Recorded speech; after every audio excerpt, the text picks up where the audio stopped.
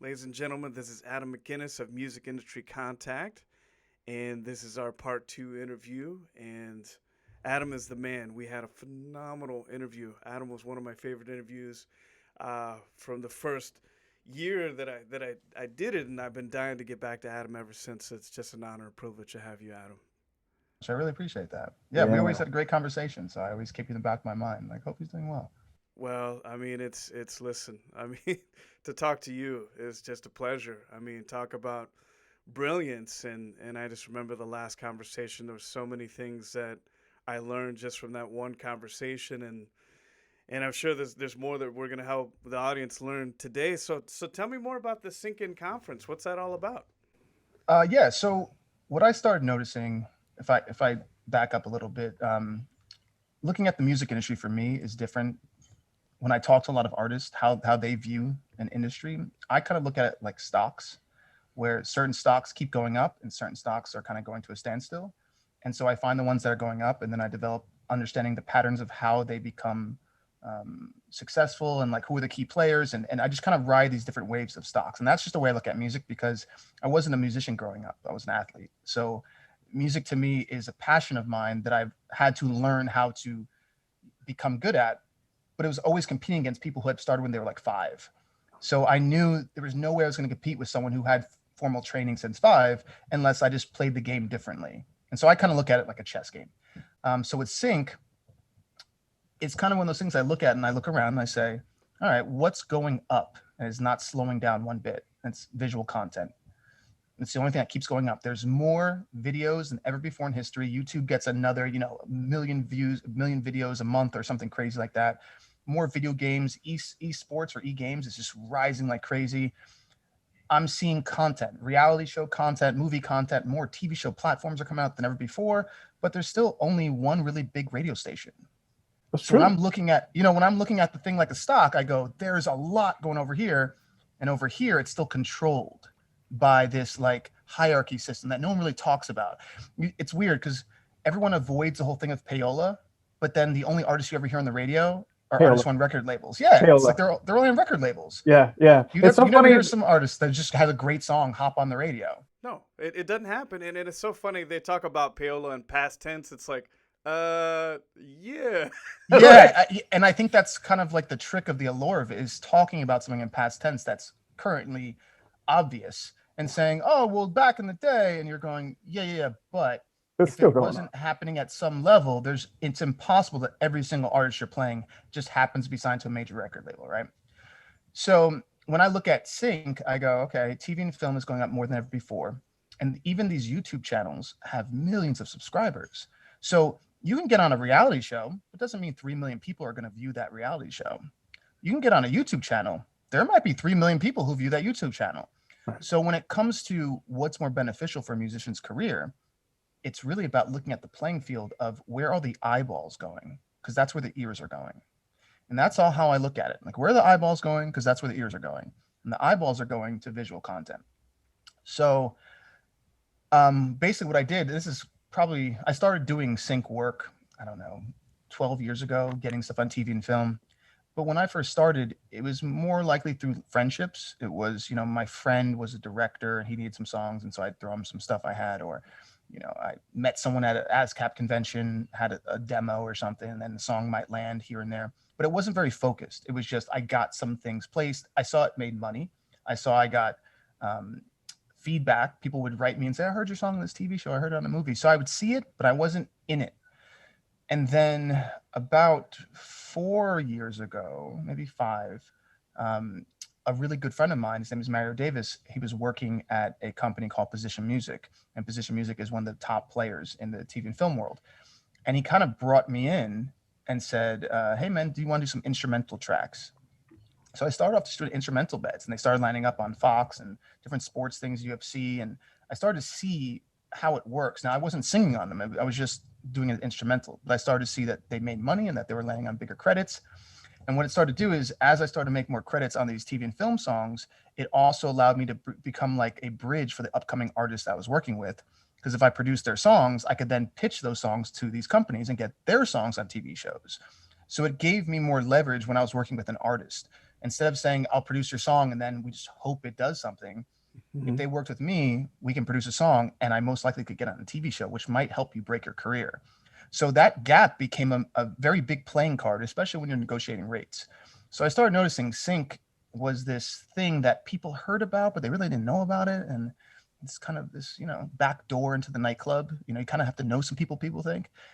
So the more I got in it, I was really, really fortunate to work with a band as a videographer, actually. They came to South by Southwest. And my friend Mario Davis said, hey, man, I know you do a lot of videography, because I was doing some directing for like iHeartMedia and a couple other companies. And I would do like commercials for people. So my friend Mario said, can you bring your gear down to South by Southwest and film this band I'm working with? So I went down, I filmed the band. There must have been 15 people there. Flash forward 3 years later, this band was on tour, and this band had a hit song on the radio. And then I was hired to be their brand media manager on tour. And I was on the 30 Seconds to Mars tour, is with a band called Welshly Arms. And Welshly Arms has a song called Legends. And it became this really big song. And I saw them go from playing in front of 15 people to playing in front of, 100,000 people. Wow. And probably even more, because there's like 15,000 people at every show. So we're talking about hundreds of thousands of people. So I was able to visually see the rise of, and they're amazing people. They're such a good band. They're such good people, and they're so talented. So I figured out the formula of how it works from being on the road with these guys and really seeing it in person and feeling the response and seeing the fans and seeing the fans sing the song. And I'm like, okay, this thing is bigger than what people think. And so a really close friend of mine and producer, who's a BMI award-winning producer named Mario Marchetti, him and I got together and we started to write songs together under our own band called Sons of Legion. And we started to see that the band was getting traction. And we made a few artists we started working with. Every single artist we started working with was hitting. It was like major soundtracks, major commercials, major video games, and like we saw the money raise, we saw the credits raise, we saw everything happen in a very fast period of time. Because it was formulaic, because we knew. Now, rightfully so, I can say, because we both had our separate careers, we both had our own successes and ways of looking at the business. So when we came together, it was like a double-headed monster. We knew what to look out for. If I wasn't looking at that, he was. If he didn't, I had his back, and we can kind of trade off roles. And he's an amazing producer, so all the time I'm learning from him as well. And we basically started branding these projects, and these projects started working and building, and we formed some really great relationships with people, and we work with some really great publishing companies, and then other companies started to want to work with us. So it happened really fast. So I was trying to basically help other artists to see there is this side of the business that most don't know how to break into. They just say the word. It's kind of like how people say the word love, but if you ask them to define it, nobody knows. Right. And people love walking around saying, it's all about your heart and love and light. And I go, define all three of those words.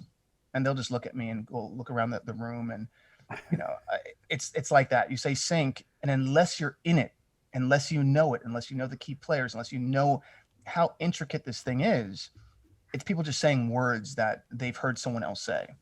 But when you really know how this thing works, it's extremely lucrative. And so we had a bunch of executives come in, and I'm asking them, like, what's the biggest deal that you've placed for one song? And they're like, oh, $250,000. I've seen $500,000 briefs that have been sent to me. One song, $500,000. Wow. So it's just a completely different side of the business that, like I said, once you understand it, and unfortunately, whenever you have something that's that niche, you get a lot of people that come into a market who don't really, really know it, but they kind of do. So they sell people on the idea of it, and it becomes more of a rah-rah guru thing. Just like most things in life, if someone they have no expertise, but all of a sudden they're a guru. And it's like, but they attempt to sell it. They have no background at all. Yeah. Or they have a background, but their background is limited. It's limited to like the second floor, not the high rise. Right. That's a different viewpoint. It's a different vantage point. When you live in the high rise, you're seeing the world completely different, because you're able to understand how each piece fits in the other piece. When you're on the second floor, you might be in the building, but you're just selling people products because you just want to make some money. It's a different ball game. You know what I mean? So Big difference. yeah, so I saw a lot of people doing the whole rah, rah, rah thing and selling people on these ideas. And unfortunately, these people would come to me just through, a friend of a friend, and they'd say, I just took this sync course. Adam, can you check out one of my songs? And I'd hear it and I go, where did you take your course? Like, this is you're not on course. Right. You think you are, and you're surrounded by a lot of people who are just agreeing with you. So that's even scarier because you can get stuck in that whirlwind. I've seen people with a bunch of rah-rah-rahs for 10, 15 years. And you're like, but what have you really done? Exactly. Landing a song on an MTV reality show, I mean, that's cool. You get promotion, but you can't build a whole career off of this stuff. You need to understand how it works at a high level. So anyway, we got together and I literally hit up some of the biggest people in the sync world, people who are no jokers. There's no sugarcoating. These are the people at the top who are like, here's how it works. And the cool thing about it is in 1 week, we had people who had never done this before. And by the end of the week, they pitched directly to an award-winning music supervisor, and the supervisor wanted to then use their songs. Wow. Which shows that if you can show someone how things work, especially people who have creative brains, as long as they're focused, I mean, it's amazing to see what people can do. A lot of times people are just throwing darts because no one's showing them exactly how to do it. So anyway, we had a full conference. It was like 48-hour challenges. There was, writing to briefs. There was pitching in a room directly to the executives. There were songwriting coaches, Grammy Award winners came in. We had a full week of how to become the best professional version of yourself in an industry that a lot of people really don't know about. And then when they start talking about how much money these things make, you see everyone's faces change like, oh, wow. So that's so cool, man. Yeah, man, it's good. It's good. No, that's so cool on many different levels. For one, I really like what you're saying about the industry is going towards visual, because I could not agree more. I think, just like you said, YouTube and social media, but particularly videos, are so crucial, and it's just where the direction is going, and whatever music is attached to that video is really where artists need to be. And I don't think they think about that. I think a lot of artists think about, oh well, if I get 20,000 Spotify plays, that'll get me on the map, but not necessarily, right? No, not at all. I mean, if anything, it's such a kind of mixture of where people put their attention nowadays. Where, for instance, I know a band who's insanely talented. They have 4,000 subscribers on YouTube, but on Spotify, they have over 700,000 monthly listeners. It's so different where people are putting their attention. Yep. And the crazy thing is that they're an amazing live band. So you would think people would be watching them, but a lot of people are just hearing them on Spotify. Right. But then you get your song on a movie. Like, for instance, I had a song, and it was the first song that my voice in the last year, where my voice was like the leading part where it just came through. Mm-hmm. From 10 seconds of that part, we had over 15,000 Shazams on the TV show called Lucifer on Netflix. Nice. 10 seconds, 15,000 Shazams. So it became one of these things. Like, here's an interesting thing. So that happened. Then people started finding our music on YouTube. People from, I don't know where in the world, start creating anime videos to our songs. In the last 3 weeks, we've had over 650,000 plays on YouTube from people who are putting our songs behind anime videos. That is awesome. I've seen that trend lately too. It's like, and they'll take the song and they'll slow it down and then add anime, and it's like this whole thing. And it's really cool, especially when they slow the song down. It's like you hear stuff that you didn't hear, but yeah, the artifacts and stuff start to pop through a little bit more. Yeah, you're like, whoa, I didn't know that vocal line was in there. I didn't know she sang that like that. But but that's so cool. So, yeah, I mean, I think I totally agree with what you're saying. It's more than just plays or going through the motions. Like you said, there's a lot of artists out there that are trying really hard, but they don't really have direction. And it seems like you're giving them clarity, especially with the sync. Yeah. Well, if you look at it, we're talking about, we say YouTube, right? We have TikTok. Massive. Mm-hmm. There's a girl on TikTok who went from 0 followers to 100 million in 1 year. Whoa. She's 16 years old. So wow. That amount of ability to get in front of 100 million people, because whoever song she plays, that person has 100 million people listening to it. Wow. So this level of TV and film, this level of video games, which is insane. We just did a new video game called Watch Dogs Legion, and it's on Ubisoft, and we had the big commercial for that. Nice. All of these things, Netflix, Amazon, the more that these build up, which they are, the more musicians have their music in front of all these channels. You don't really need a record label until your time. But it's important to note that if people aren't accessing these things, you're kind of letting opportunities just go by. Because never before in history could you just randomly write a bunch of YouTube channels and say, hey, I got a song I think would be great for your vlog. Feel free to use it. Like that was never a thing. But now, you can, a little industry tip is we have an assistant that I think writes now she does. She wrote at least 400 YouTube channels and said, hey, their music's being shared all over the place. Do you guys want to share it too? And here's a Spotify, just credit the band in these things. And so I wouldn't doubt by June, our band will probably have about 4 million to 5 million listens from just different YouTube channels. Love it. So yeah, man, I think it's all about thinking outside the box, and Sync anyway does that really well. So anyway, I'm just trying to diversify, because I look at it like stocks, diversifying our bonds in a sense, like where we're strategic, and then we can do partnerships in the future. Because you can say to someone, hey, remember you used my song in that YouTube video? I have a new release coming out. Do you mind using it as well? So you start to build these relationships. So as their channels grow and as your music grows, so right now that person might only have 20,000 subscribers. Right. Now they might have 100,000 subscribers, but you formed a relationship with them. So then you give them your new content, and now it goes out to 100,000 people. Imagine if you do that over the next 5 to 10 years.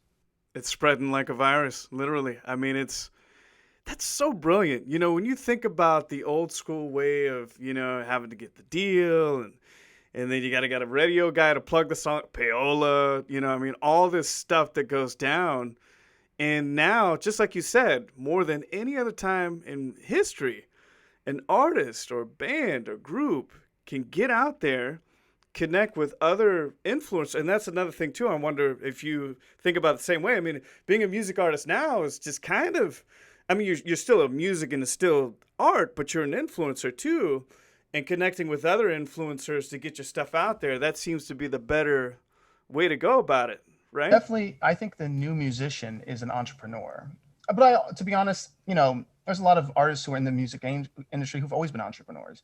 Mm-hmm. If you take most hip hop guys, and I'm not saying all have sold drugs, but I'm saying if you go back and listen to a lot of people who said, I started off on the corner, that's the reason why they're good at music, because they understand business. It's about supply and demand. Right. A singer-songwriter doesn't get that. A singer-songwriter is more worried about, most of the time, I don't want to put everyone in a box, but a lot of times singer-songwriters are worried about their emotions. Right. So if someone says, are you supplying something that's in demand? They usually shut down. They're like, I don't know. You either like it or you don't. And I'm like, yes, a hip-hop guy has his whole team with him. He's got 15 guys helping out. This is an organization, which means that's a company. He's an entrepreneur. That's a different thing than wanting other people to like you.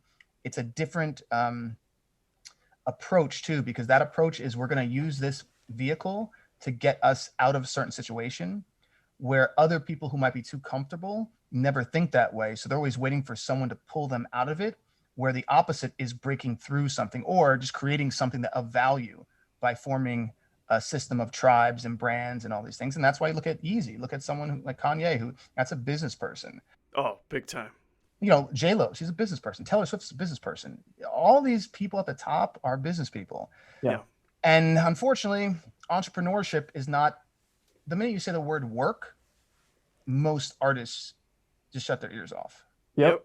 You say, have you been networking? And they're like, networking, the word work is in there. I don't want to do that. This is art, man. This is art. What are you talking about?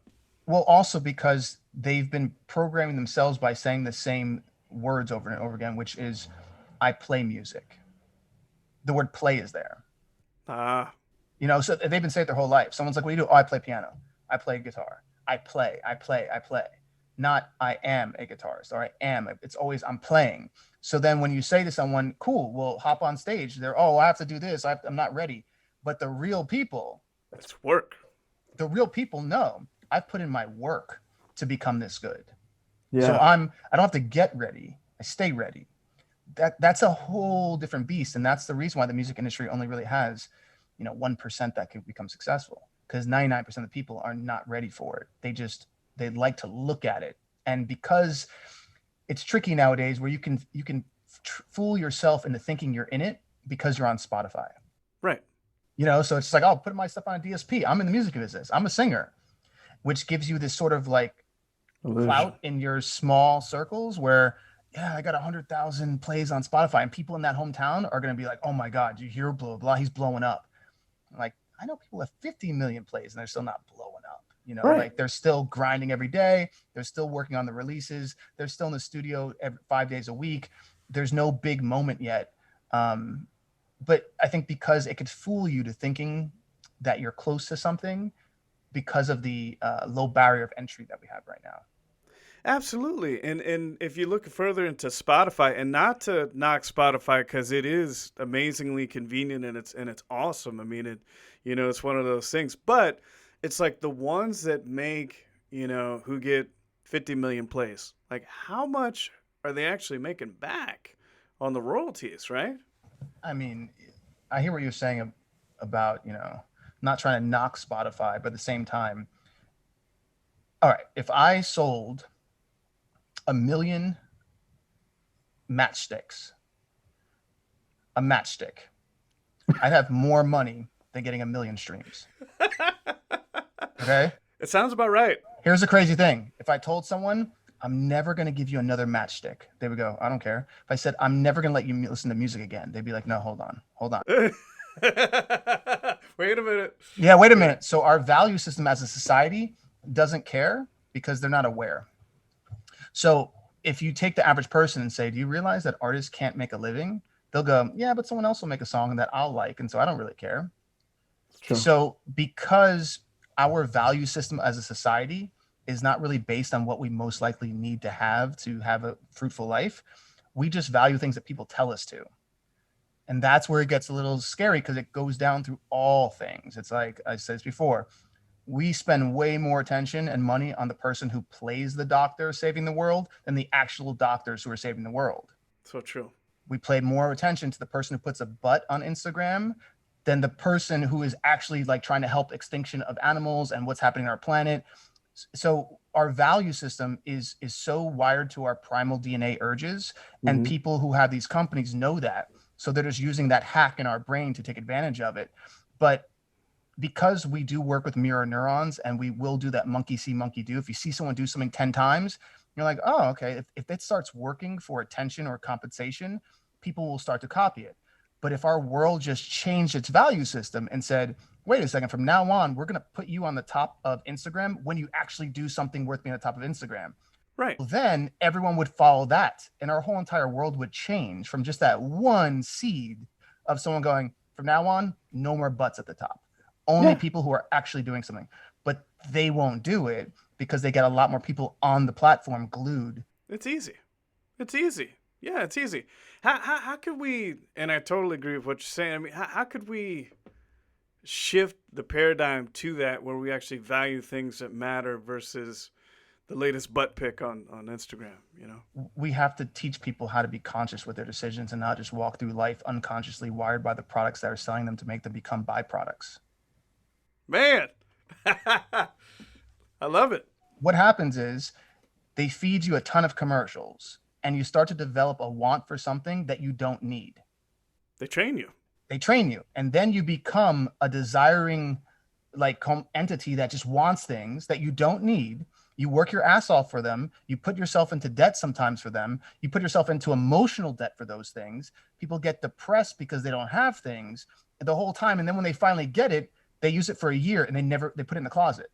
Exactly. They didn't need it to begin with. But they didn't know they didn't because none of people told them that they respected, saying you don't need it. We have people, and here's the easiest way you can break it down. There's always an interview that happens with someone who, let's say, wins the lottery or is an NFL player or NBA player or even an artist. Let's say someone who gets their first check. And I've seen these videos where someone goes, what did you do when you got your first big check? Actually, I'll ask you, what do you think most of the answers are? Usually a car and a mansion. Car and a mansion. Car and a mansion. Yeah. So 2 products that we've been wired and conditioned to want. Most people who want that mansion are only going to live in one room, their bedroom, but they'll buy an 8-bedroom mansion as if all their friends are always hanging out, which everyone knows it doesn't happen. Right. So they buy an oversized house that they don't need just to feel good when they take pictures for other people who don't know them to envy them, right? Let's say you buy a car. Yeah, they'll buy a $250,000 car, $2 million house, but not one person have I ever seen say, I got my first big check and I invested in helping other kids because I grew up in the inner city and I wanted to build a school that would teach inner city kids how to do business because no one really taught us. No one's ever said, I got my first big check and I reinvested it into a fund that would then help my younger siblings because they all want to go to college. I've never heard someone say, when I got my first check, I helped someone else. Other than my mom, they'll say, I bought my mom this, but it's always a product. Right. It's not a regenerating of something. Right. It's something that once you buy it, it loses value.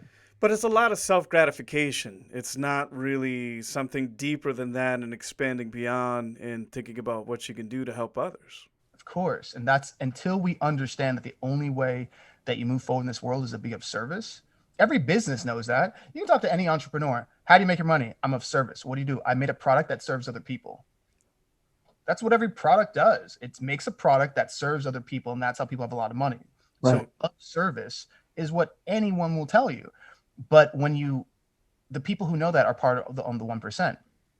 So when 99% of the people think that if I get 100,000 subscribers on Instagram, I'm famous, that means something. And then some of my clients have 1 million followers on Instagram and they're so depressed. Yeah. Because like, Adam, no one's buying my music. I'm like, yeah, because you still got to work on making great music. It's not just about having people come and click your pictures because you're pretty. It doesn't work like that. Right. But they think it does. So the whole time they've been grinding, doing these, silly videos and comedy stuff and this, that's, and the other. And their fan base gets confused and doesn't know if they're really a singer or if they're confusing their public, and it's all for attention. And they're hoping they can parlay that attention into something deeper, but they've already casted themselves as a character, and this is the character, and that's what the character gets. It's not really them. It's not really authentic. It's not. So there's just this interesting game that until society goes, okay, listen, if we want to make a real value system, we should say the things that we can't live without. And once you start figuring out things that you can't live without, you start giving value to those things. So if you say, I can't live without my family, I would hate to live without, could. Are you calling your brothers and sisters? Are you reaching out to them? Are you setting up time with them? Oh, I haven't talked to them in a couple months. Why? Because I've been so busy doing what? Taking pictures or something. I've been so busy doing blah, blah, blah, blah. Like, okay, wait, start with what's most important to you and then work backwards and not just assume that all those things close to you should just be there. Because there's a thing that we do where we're just like, it should just be there. And like, Right. No, life goes fast sometimes. There's people have lost people during COVID. Like, and I think people are reflecting, and you know what I mean? And it's until we get to that place, which is what, like all the artists that are my clients, I'm open with them about this. I'm like, listen, I'm going to give you the blueprint to find success in this business. I can make sure I can at least help you get over $100,000 a year. If I just get you there, how far you go after that is up to you. Right. But when you get there, just make sure you know what you want to do. And you're not going in there being pulled in every direction, that you're just become part of the machine. Because one thing people don't realize is that whatever is repeated to you enough is the product that they're trying to sell you. So if you look at the current state of affairs, what they're trying to sell you is how to self-sabotage. That's what they're trying to sell you, is to create an insecurity in you. Right. That insecurity has to be filled by products. I get it. Yeah. I especially Instagram. Yeah. So I mean, it's just how do I? Because think about this: if you don't need something, you're not going to just buy frivolously. Right. And then if you don't buy frivolously, it means you save. If you save, you become part of the 1%.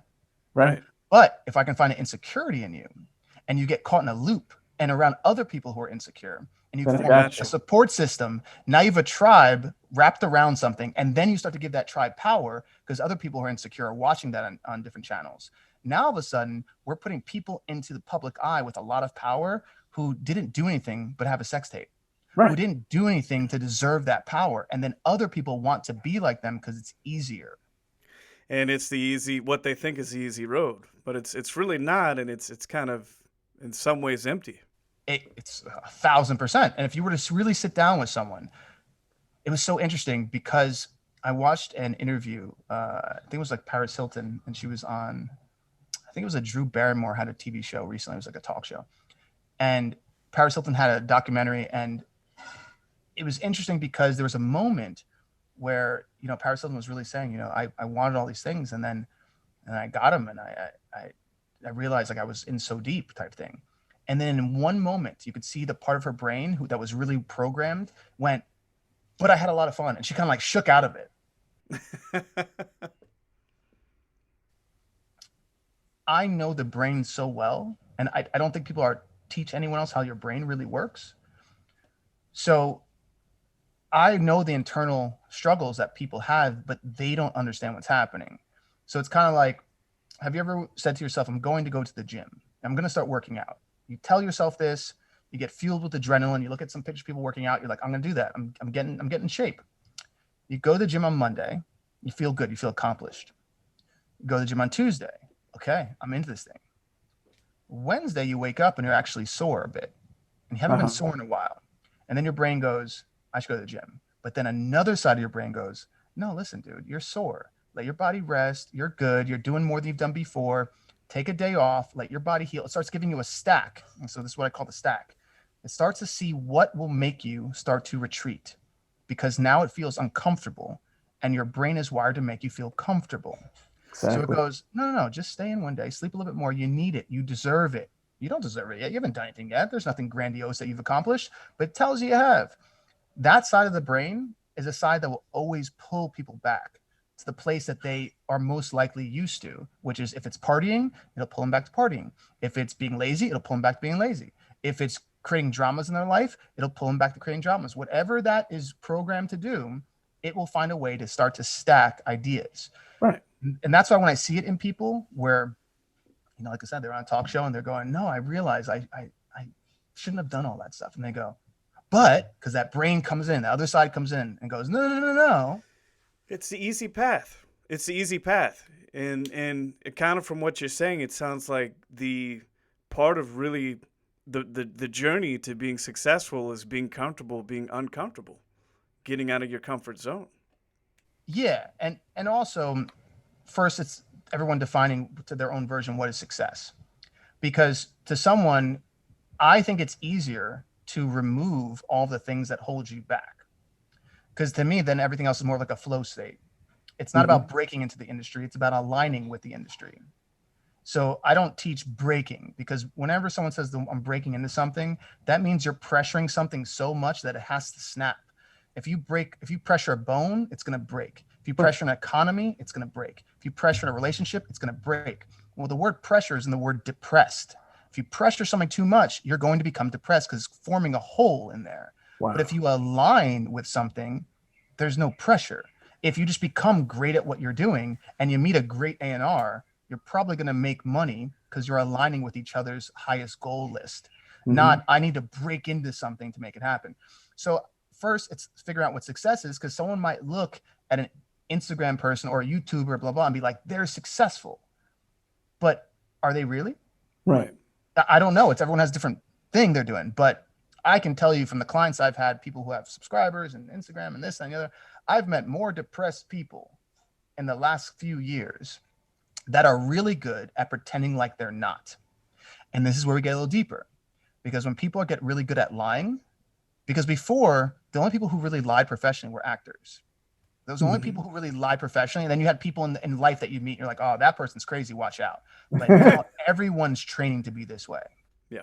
Now we're getting scared, because when you have everyone training to be a liar, you don't know the difference between reality or between a lie. Correct.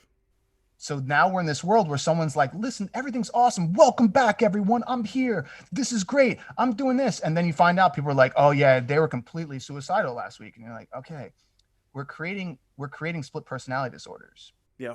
There's going to be a huge trend. And I say trend in a negative way, but like, I think this new generation is going to have more people in their 50s with split personality disorder and more people who are schizophrenic than ever before, because they're creating a mental shift. Usually this happens because of PTSD and their brain splits. Now people are bringing on a heavy amount of adrenaline and shock, which is the same thing that's created through PTSD, but they're doing it through the likes and through the comments and through the dopamine.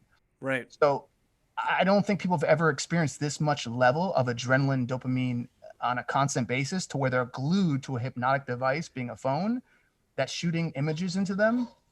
It's addictive. It's completely addictive. I'm amazed right now that there's no license for the internet. I'm shocked that no one has saw what's happening going, we should probably put a license on here. Like if you do something that's, degrading or bullying or something like that, we should give you a strike. Like I'm amazed that hasn't happened yet. Yeah. And 13-year-old little girls dancing around and people are liking them. I'm like, this place is becoming a pedophile's dream. This is getting weird. It is weird. There's a lot of strange places on the internet. So yeah, it definitely could be reined in, and the impact it has on the young generation. You're right. I mean, they grow up with a phone in their hand, and it's like they never had life without it, which is scary because there is life outside of being on your phone 24/7. Is anyone going to figure out that we need to figure out a better system? There needs to be a better way, and not just saying, let everything run crazy. That's the better way. It'll work itself out. And I think that's the scary part in history right now, is that no one's coming forward with the better way, and there's not enough people behind that better way. And people are running away with crazy. I just got to say it, and I know you feel the same, but people, especially after this past year, it creates attention. But there was a point in time when crazy was in the corner, and it was where it was supposed to be, and now it kind of seems like crazy is like rampant. It's like the thing. Here's why, though. It's and you could break it down on just a physiological level. When someone shocks you, you get a rush of adrenaline. You get that fight or flight, right? So and also you get confused by it, which creates dopamine, because then you're trying to understand it. You're like, how did that work? So in that moment, you stop. When you stop, you pay attention. Listen to those words: pay attention. You're paying with the time of your life. People have figured out that if we can get enough people to stop and question, enough people will start to pay attention, which means more money. If we put a product behind that thing, people will, by osmosis, to start seeing the product, and they will associate this shock with the product's feeling that we want. It's the reason why that thing you said, it used to be in the corner, but now they realize if we give this person $1 million, they'll sell products. And guess what happened?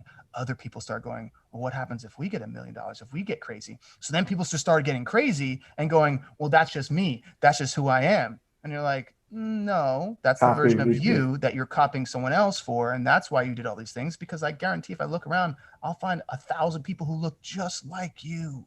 So it's not just you, it's you've been copying this template of what you think will deliver you to a place of highest level of success. But here's the trick. The way that person got there that you're looking up to, they didn't know they were going to get there. Right. It was completely random. Completely by mistake. You cannot repeat randomness. Right. You can't model yourself after that. That's not a model. That's just a shot in the dark. That's a shooting star, but that's not a model. Yeah. Well, also think about this, like, and this word model, right? There's this thing that people in society will put a quote unquote model up on a pedestal. All right. So you're telling me the person who's told to be quiet and only be used for a product, they don't know what's in the product. They don't know what it's made of. They're just told to be quiet and hold the product to sell products. Yeah. And we highlight this person because of the asymmetry that their body has, Right. because the value system is so off. If you ask someone, if you go, yeah, you were a model for what? And they said, oh, this product. And you go, do you know what's in that product? Nope. No idea. Basically, you'll just take money for holding anything. I guarantee if I asked 100 models, 98% of them are going to say, I have no clue what was in that product I was in the commercial for, but they paid me. I can pay anyone money, but the person doesn't have to take it. Right. So what's happening is we have people rushing to look good so they can sell products, and the products know that. So they're taking advantage of people who are insecure, who need a hierarchy system in the society, instead of saying, I want to surround my product with people who are actually valued in society for who they are. Exactly. Until that happens, like the models should be like, Princess Diane. That should be the model. And like Oprah. She should be a model. They should be model people that you Absolutely. model after, not just based on asymmetry and looking good in pictures. Because I've met tons of models looking in pictures and meet them in real life and like, oh, I even look like the same person. Yeah, yeah, and that whole system is just empty. But why not model, like Oprah Winfrey, who's done so much, Why not so model much. people who are generally making the world better? And I think it comes down to the fact that out of all the different religions and different spiritualities, there isn't a common theme that everyone can rest on, which should be as simple as this: leave the world better than you found it. If that was in every single religion, the whole world would be different. The whole entire world would be different.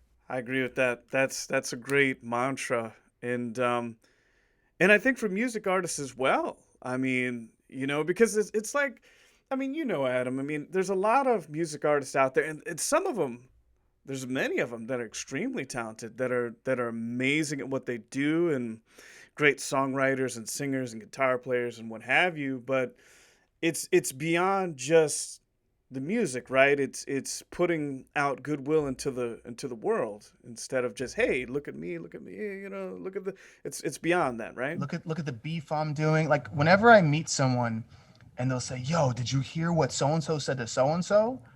And I go, "No." Oh, it was on Twitter. And I'm like, "No, I don't know." And I go, "All right, don't you think it's weird? Out of all the beef, I've never seen two people just fight." I'm a fighter, so like for me, it's very simple. If I have a problem with someone, I've been doing Taekwondo. I got my black belt when I was like 11. I've been doing jiu-jitsu for many years. I've done my Muay Thai for many years. I've taught. I had a dojo. So for me, I just realized, like, I don't think most people realize a fight is a serious thing. Like, you have to really be a man to do that. Right. It's very easy to shoot a gun because that's a train. You can watch video games, everyone telling you shoot, shoot, shoot, blah, blah, blah. But to actually go to another person and put your hands up and then fight for 10 minutes, you'll be exhausted. You have this moment of going, okay, this is a real thing. I've never seen people who beef just solve it in a fight.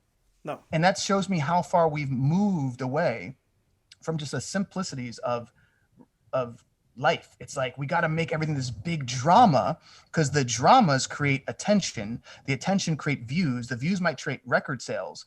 But I think we're just getting really good at storytelling nowadays to the point so much that people are forgetting why they're telling the story. They just want to make some sort of shock in the story. They just want to get the attention instead of the substance, what it sounds like, and we need to bring it back to real substance. Yes, yes. And I think throughout many parts of history, it was based on real substance. It only started changing once we dropped the barrier. Like once everyone was like, anyone can do it. People were like, anyone? Like anyone, anyone, anyone, anyone. Let me get my crazy theories online. Yeah. Yep, yep. And then it just started running rampant. You mean like anyone can make a beat on their laptop? Anyone can put something on Spotify? Anyone can do something on YouTube? Anyone? No, I'm not, even if I do something like horrible, no one's going to stop me. You mean I can keep doing this stuff? Once we allowed anyone, that whole thing of like, everyone should have possibilities. It's like, whoa, slow down. Not anyone can play in the NBA. Not anyone can go in the Olympics. Not anyone can be a doctor. Then why are we just opening it up for other things that were so pivotal in our history? Why are we just like letting it go free? That to me is one of the biggest travesties of what's happening in this modern world is that there is no like set of barriers. So what people are doing, they're being self-titled. I'll go onto Instagram and someone will put singer, songwriter, model, dancer, vegan, and then hashtag, like, I don't know, spiritual channeler or something, right? They'll have like every single thing that you can do is hashtagged. Right. But they gave themselves those titles. If I said, right, show me a song, I listen to their demos. I'm like, these songs need a lot of work. Show me, what you do. Like, show me you dance. Let me see you dance. Okay, well, you're not one of the top dancers by far. Right. So people are just hashtagging their name. Same thing with managers. There'll be someone who goes, I'm a manager. And then in a room full of people who don't know to ask questions, they'll say, oh my God, that's so cool. I've seen artists change their whole entire demeanors when someone says that they're a manager. Yep. It will go from them just talking with friends and blah, blah, blah. Everyone's talking. And they go, oh, did you know he's a manager? And then someone's like, oh, you're a manager? Oh, like, what do you do? And he's like, I work with pop artists. Oh my God. Yeah. So I got this demo and they start sales pitching. Not one person says, who do you manage? Yeah. What have you done? What are you doing lately? Who you work with? Yeah, like what kind of acts you work with? Did you meet them when they're in the beginning, or did you meet them after they were already signed? Like, or even just saying, what are they doing? What is that artist doing? A lot of times I've seen people just change because they hear the title. And that gets very interesting to me because I've seen so many people just give themselves titles. But you can't do that as a doctor. I can't just say, I'm a doctor, hashtag doctor. Gotta earn it. Gotta earn it. Yeah. So because our industry doesn't have basically like a service of trust that can say, kind of like how there's like Michelin award for people who are great chefs, and there's different things that have these divisions that are given certain badges of honor. We don't have that, and the music industry needs that. So that way, when someone says they're a manager, they can say like, I'm a Michelin manager. Yeah. You're like, oh, okay. So that means good business practices. That means you're a person of your word. That means you've garnered over a certain amount of income per year. So because people can kind of come in and out of the business, all these fake scammers, all these A&R scouts that are just ripping off people for money, it's because we have no system of calibration, and we need it because it's like the Wild West times 1,000. Right. Right. I mean, it totally makes sense. I mean, everybody can kind of accredit themselves and say I'm this or that. And to me, kind of riffing off what you're saying too, is that I think we have a society that is everybody gets a trophy society. Of course what it is. Everybody's a winner society. And it's like there's winners and there's losers in this life. And losing isn't half that bad. I mean, losing, you get the opportunity to learn and to grow and to move on from that. And I think it's a part of that. It's just, everybody growing up in a society now where everybody's a winner. And sure, if you're a musician, sure, yeah. You're a model, okay, yeah. It's just one of those things. It's just. I think we're going to see it. I say when people hit their 40s and 50s, because when you spend 20 years lying to yourself, no, that's what happened. It's just going to be like. That's true. If you're looking up to people who are actors are trained liars. So most actors are not writing the scripts. That means they didn't create the words. They didn't find the location. They didn't direct the scene. They didn't pick the clothing. They didn't put their makeup on. Yeah. So you're saying someone who can remember words good. I have parrots that can remember words good. That's true. So we're going to give the most amount of value to someone who looks good. Think about this. Every single TV show you've ever seen has the same plot. Take the two best looking people and they will be the leading actors. So what people do in real life is they walk into a room looking for other people who are good looking, saying that that's the leading character of my story. Right. It's insanity because they pass by everyone else that actually should be in their life.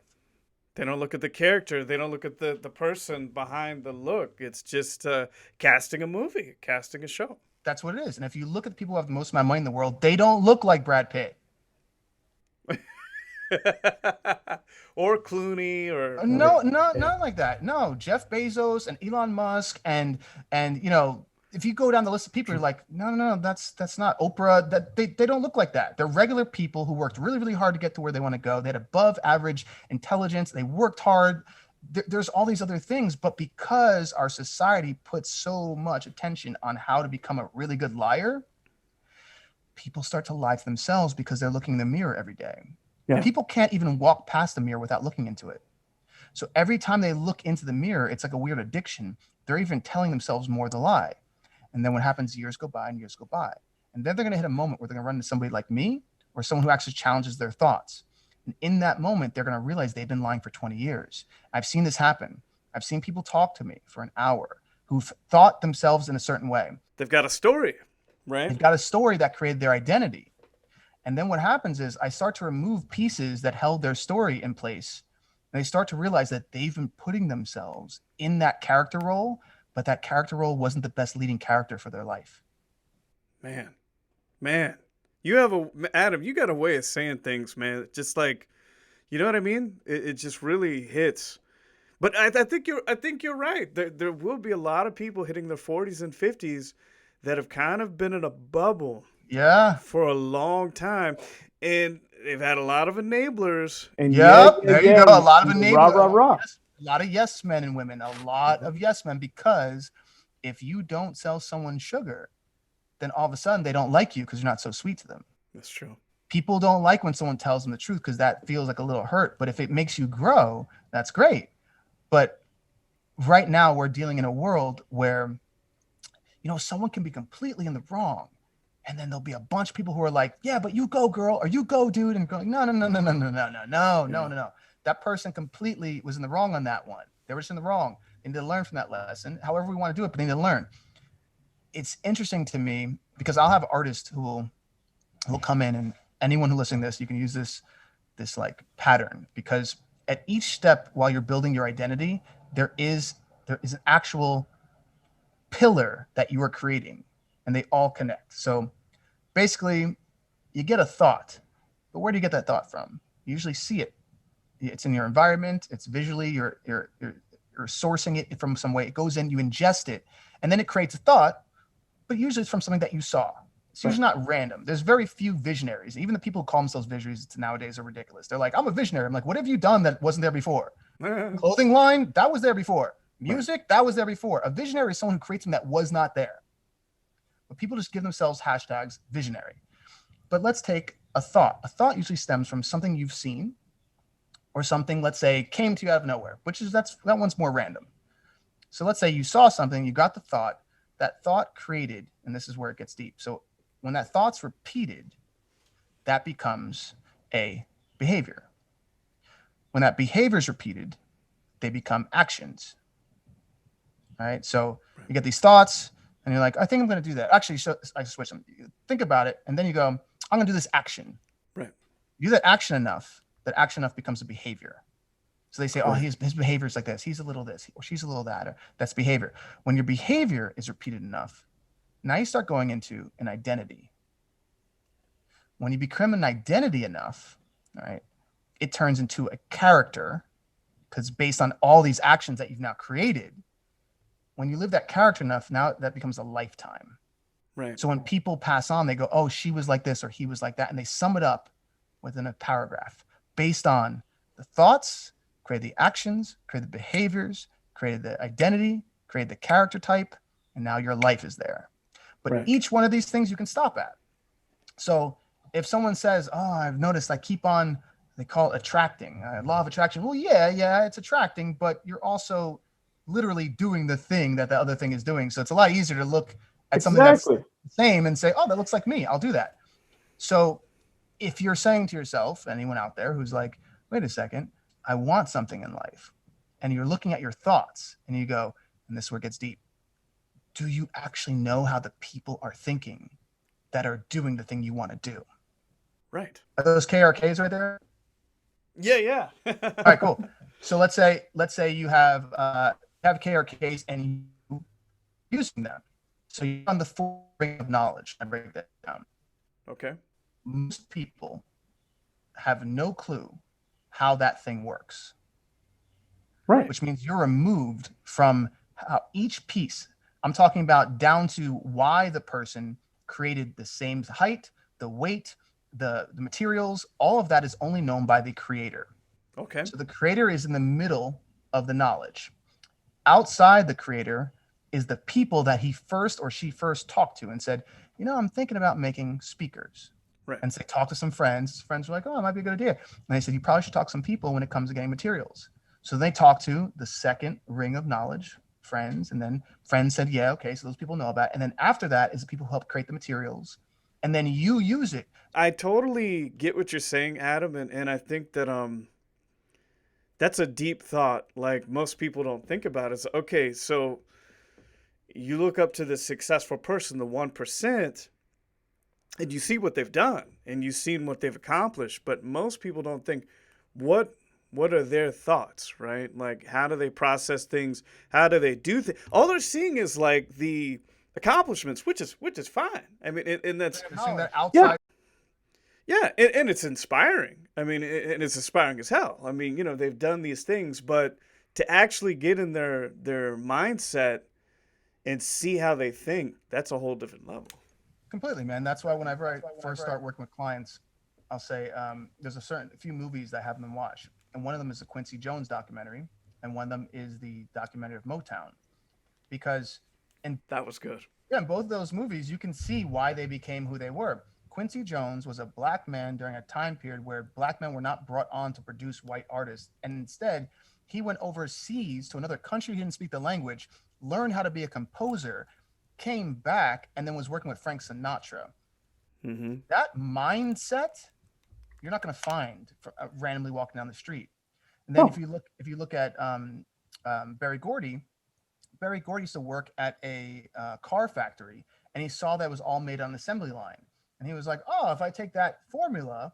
Because I yeah. think Smokey Robinson and Shaka Khan, those people were just, or Aretha Franklin, those were like neighbors. It wasn't like an all-out, audition process to find these complete No. mega stars who are history. It was people in an area that Hmm. used a formula that was intelligent, and it worked because of the thought process behind it.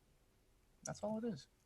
Yeah, no, that was brilliant. That Motown documentary, and I think I've seen the Quincy Jones one before too, which was amazing too.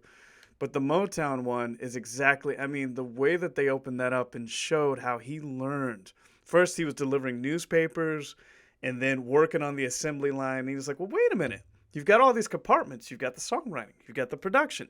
You've got the singers. You've got the band that you've got to orchestrate. And he saw it like a factory putting out the music. I just thought that was brilliant. And all it was him looking at the thought process and how does each thing interact with the other to create the reaction that you want to be the end result.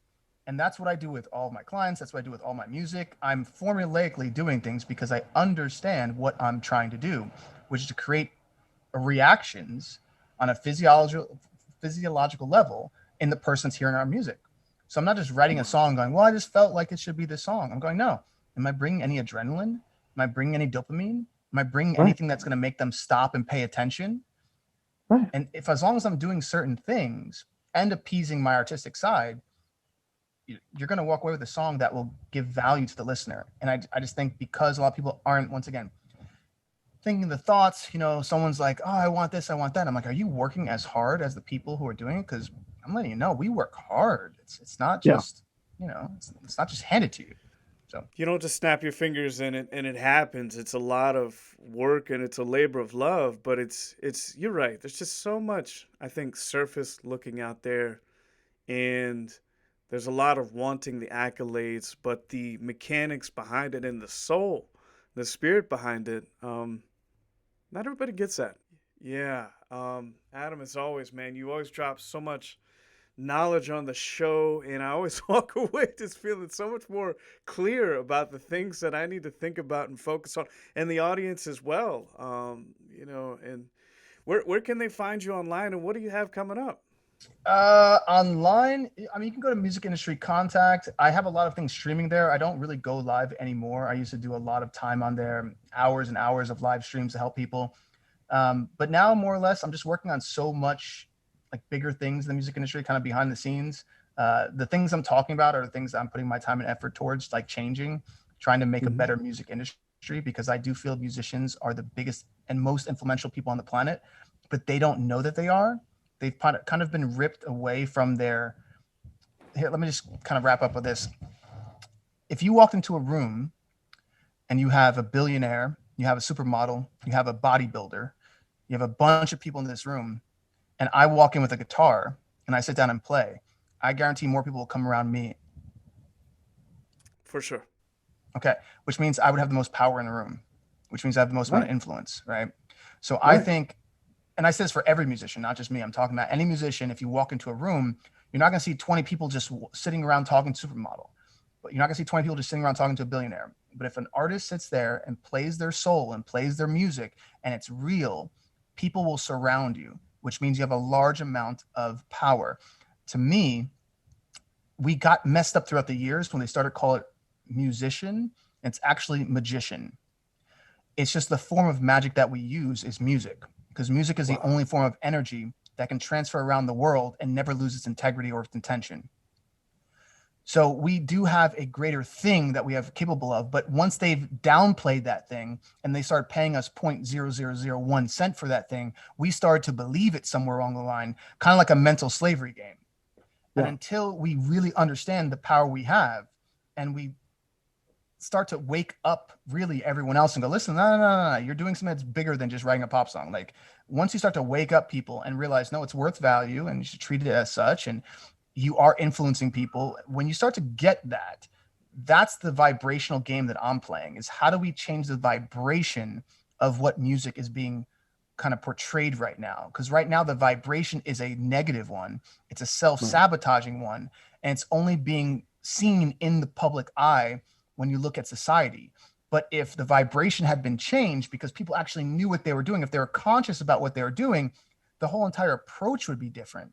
Well, imagine if you had 10,000 musicians who actually knew their power and actually knew what they were doing and could build a living doing it. The whole entire vibration of the world would change.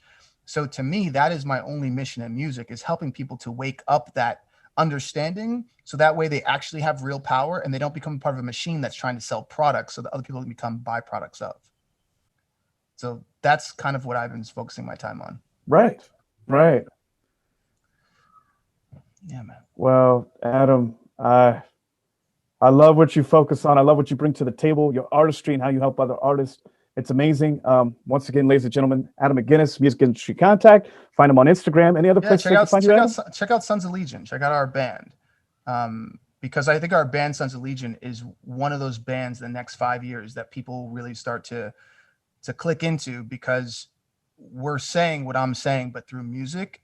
And I can see how people are already being affected on it. And we just kind of started releasing things. So it would be the physical manifestation of a lot of things I'm talking about. So if you check out Sons of Legion on YouTube, you'll see what we're doing.